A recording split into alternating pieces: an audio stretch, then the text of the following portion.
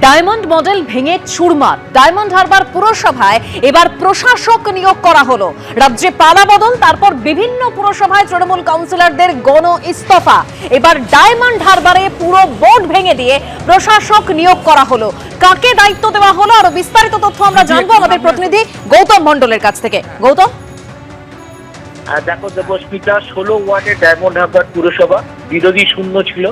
এই 16 জন কাউন্সিলরের মধ্যে গত 19 মে 8 জন কাউন্সিলর পদত্যাগ করেন। তাদের অভিযোগ ছিল যে তারা পুরসভায় অধিবেশনগুলোতে যোগ দিলেও ঠিকমতো তাদের কথা শুনে উন্নয়নের কাজ করা হতো না এবং বিভিন্ন দুর্নীতি হচ্ছিল এই পুরসভায় এবং বিভিন্ন কাজের ক্ষেত্রে পুলিশ এবং প্রশাসনের এক হস্তক্ষেপ ছিল এবং পুলিশি অত্যাচার ছিল এই কাউন্সিলরদের কয়েকজনের বিরুদ্ধে। সেই নিয়ে 8 জন কাউন্সিলর ইস্তফা দেয়। তার পরবর্তী সময় আরো একজন কাউন্সিলর, যেহেতু 16 ওয়ার্ডের এই পুরসভা, 9 জন কাউন্সিলর পদত্যাগপত্র দেওয়ার পরে পুরসভা যিনি বর্তমান বিদায়ী চেয়ারম্যান বলতে হবে, বিদায়ী চেয়ারম্যান প্রণব দাস, তিনি বিষয়টা নগর উন্নয়ন দপ্তরকে জানান যে ওই যে 9 জন ইস্তফা দিয়েছেন সেই ইস্তফা পত্রগুলো পাঠিয়ে দেন। তারপরেই নগর উন্নয়ন দপ্তর থেকে এই যে আধিকারিককে জানিয়ে দেওয়া হয়, ডায়মন্ড হারবার পুরসভা যিনি আধিকারিককে জানিয়ে দেওয়া হয় যেখানে প্রশাসক নিয়োগ করার জন্য। এবং এই মুহূর্তে ডায়মন্ড হারবারে যিনি মহকুমা শাসক আছেন তিনি আপাতত প্রশাসক হিসাবে এই দায়িত্বভার আজকে থেকে গ্রহণ করলেন। বলা যেতে পারে যে ডায়মন্ড মডেল ডায়মন্ড হারবার পুরসভা যে নির্বাচন হয়েছিল, শেষ পুরসভা নির্বাচন হয়েছিল 2022 সালে এবং পুরসভার মেয়াদ এখনো 8 থেকে 9 মাস ছিল। কিন্তু তারই আগে রাজ্যের পালা বদলের সঙ্গে সঙ্গে ফলতার বিপুল পরাজয় তৃণমূল কংগ্রেসের এবং সেখানে চতুর্থ স্থানে চলে যাওয়া জাহাঙ্গীর খান এবং তার পাশেই একদম ফলতার পাশেই এই ডায়মন্ড হারবার এবং সেই ডায়মন্ড হারবার পুরসভার 16 ওয়ার্ডের একদম বলা যেতে পারে বিরোধী শূন্য পুরসভা। এইবার কিন্তু কার্যত দলেরই কাউন্সিলরদের বিদ্রোহ এবং দুর্নীতি, স্বজন পোষণ এবং পুলিশি অত্যাচারের বিরুদ্ধে তারা সরব হয়ে ইস্তফা দিলেন। তারপরে কিন্তু ভেঙে গেল এবং প্রশাসক নিয়োগ করা হলো।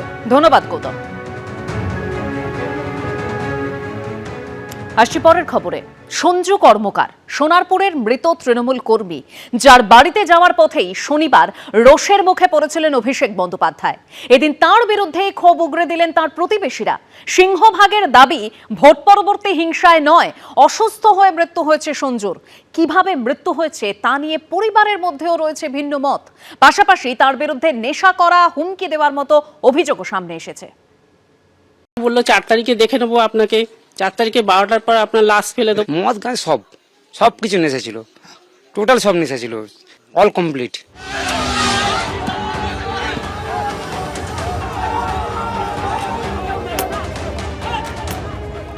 দক্ষিণ 24 পরগনার সোনারপুরে মৃত দলীয় কর্মী সঞ্জু কর্মকারের বাড়িতে গিয়ে শনিবার এভাবেই প্রবল ক্ষোভের মুখে পড়েন তৃণমূলের সর্বভারতীয় সাধারণ সম্পাদক অভিষেক বন্দ্যোপাধ্যায়।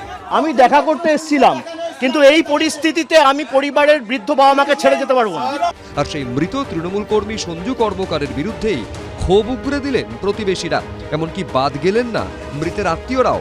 সঞ্জুকে প্রত্যেকদিন এভরিডে ওকে রাস্তায় ঘুরতে, মদ খেতে, গাঁজা খেতে।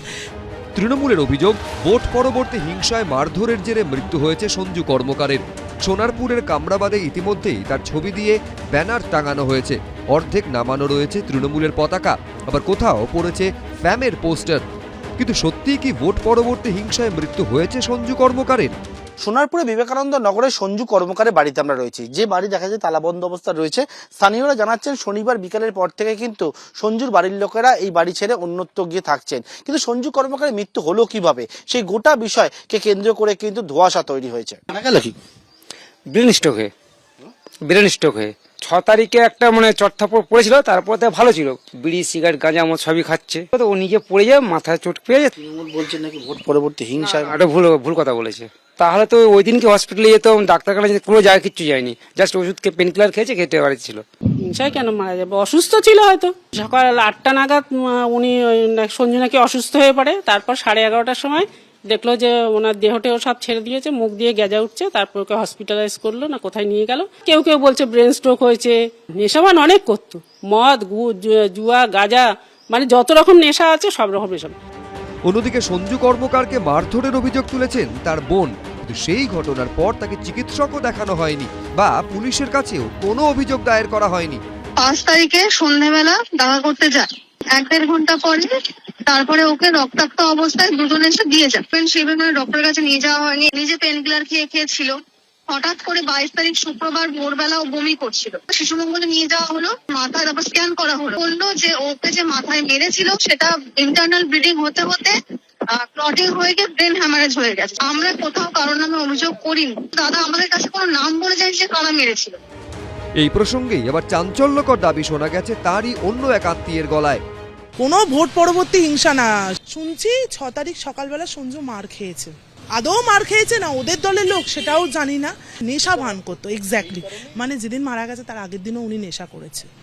ভোট পরবর্তী হিংসা বলছে, তাহলে ভোট পরবর্তী হিংসা হলে ও একবার থানায়, পুলিশ তো সবার জন্য, পুলিশের কাছে কেন দ্বারস্থ হয়নি ওর বাবা মা? মৃতের বোন দাবি করেছেন অভিষেক বন্দ্যোপাধ্যায় তার দাদা সঞ্জু কর্মকারকে চিনতেন। তৃণমূল কংগ্রেসের সক্রিয় কর্মী ছিল এবং অভিষেক ব্যানার্জি যিনি আছেন ওনার খুব মানে ক্লোজ ছিল। অভিষেক ব্যানার্জি নিজেই বলে গেছে যে উনি দাদাকে চিনতেন, সেটা আমার ওনার মুখ থেকে আমাদের জানা। অথচ তার বিরুদ্ধে গুচ্ছ গুচ্ছ অভিযোগ করছেন তার প্রতিবেশীরা। আমাদেরকে থ্রেট দিতে মারতে আসতো কেন? যদি সে ভালো ছেলে হতো থ্রেট দিতে এসেছিল 25 জনের মতো নিয়ে। ওনার সমর্থক নই, সেই জন্য পাড়ায় ট্রেডিং দিত, মানে ভোট ইলেকশনের আগেও যেরকম ট্রেডিং দিয়েছে মানুষকে, ওনার জন্য এই রাস্তা আটকে আছে। পুলিশ সূত্রে দাবি তৃণমূল কর্মী সঞ্জু কর্মকারকে মারধরের পরেও কোনো অভিযোগ জানানো হয়নি, তার মৃত্যুর পরেও কোনো অভিযোগ আসেনি। পার্থপ্রতিম ঘোষ, সৌমিত্র রায়, এবিপি আনন্দ। এবিপি আনন্দ, এগিয়ে থাকে, এগিয়ে রাখে।